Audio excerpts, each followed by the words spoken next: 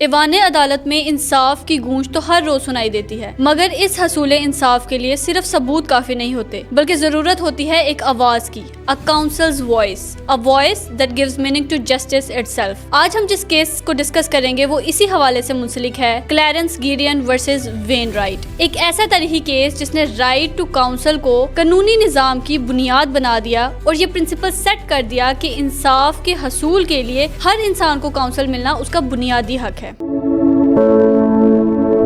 3 جون 1961 کو رات 12 بجے سے صبح 8 بجے کے درمیان فلوریڈا کے بے ہاربر پول روم میں ایک برگلری ہوتی ہے۔ کسی نے دروازہ توڑ کر سگریٹ مشین اور ریکارڈ پلیئرز کو سمیش کیا اور کیش رجسٹر سے پیسے چرا لیے۔ لیٹر دیٹ مارننگ ایک وٹنس نے پولیس کو بتایا کہ اس نے کلیرنس گیڈین کو صبح 5:30 بجے وہاں سے نکلتے ہوئے دیکھا تھا، ایک وائن بوٹل، ایک کوکا کولا اور کچھ کوائنز لے کر، اور بس اسی سٹیٹمنٹ پر کلیرنس گیڈین کو اریسٹ کر لیا گیا۔ اس پر چارج تھا breaking and entering with intent to commit petty larceny۔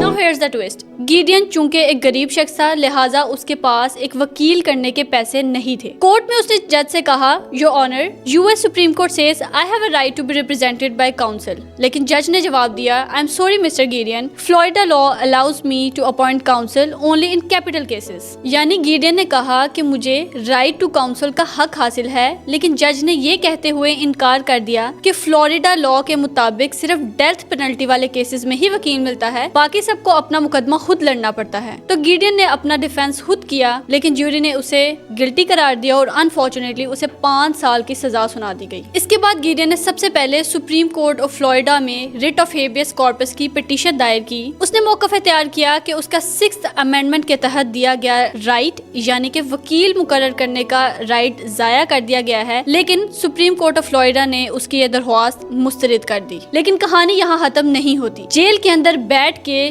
گیڈین نے ہینڈ ریٹن پٹیشن لکھی US سپریم کورٹ کو۔ اس نے لکھا کہ اس کا 6th امینڈمنٹ رائٹ یعنی رائٹ ٹو کاؤنسل وائلیٹ ہوا ہے۔ اب US سپریم کورٹ نے گیڈین کی یہ اپیل ایکسپٹ کر لی اور اس کے لیے ایک مشہور وکیل ایبی فورٹس مقرر کیے۔ فورٹس کی مدد ایبی کریش اور ایک لاء یونیورسٹی کے نوجوان طالب علم جان ہارٹ الائے نے کی، جبکہ فلوریڈا کی طرف سے بروس جیکب پیش ہوئے۔ اب سپریم کورٹ میں Abbey forts give one of the most powerful arguments in history. انہوں نے کہا یہ نظام ناکام ہے کیونکہ وکیل دینے کا فیصلہ مقدمے کے آغاز سے پہلے ہی کیا جاتا ہے جب ابھی اصل کارروائی شروع نہیں ہوتی۔ Then Fortas gave a brilliant example. انہوں نے مثال دی کہ کلیرنس ڈیرو جیسے مشہور وکیل پر بھی جب مقدمہ چلا تو انہوں نے سب سے پہلے اپنا وکیل منتخب کیا۔ یعنی اگر ایک مشہور وکیل کو بھی ایک وکیل کی ضرورت پڑ سکتی ہے تو ایک عام غریب انسان جسے قانون کا علم ہی نہیں ہے وہ انصاف کیسے حاصل کرے؟ اب جب اس کیس کے فیصلے کی باری آئی تو وکیل کی اس آرگیومنٹ پر جسٹس ولیم او ڈاگلس نے کہا کہ یہ ان کے 36 سال کے عدالتی کیریئر کی سب سے بہترین دلیل تھی، اور آخرکار 1963 میں سپریم کورٹ نے اتفاق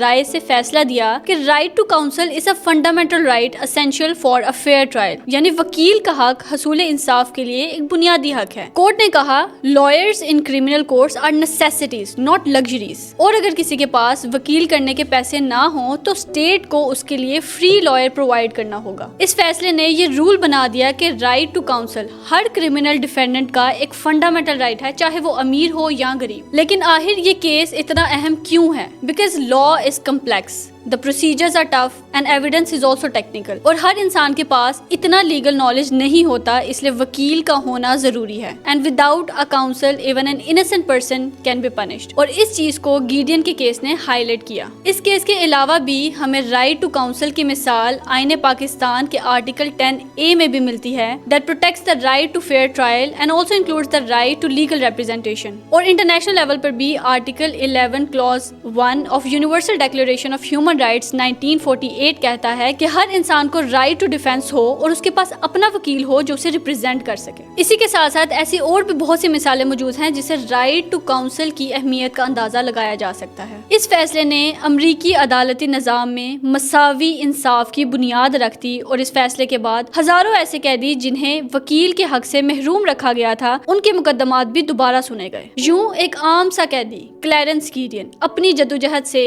آئینی انصاف کی تاریخ بدل گیا۔ اس فیصلے کے بعد ہر اسٹیٹ میں پبلک ڈیفینڈر آفیسز بن گئے، یعنی گیڈین نے یہ ثابت کر دیا fair trial is a right not a privilege, اور یہ کیس ہمیشہ یاد رکھا جائے گا as a symbol of equal justice for all.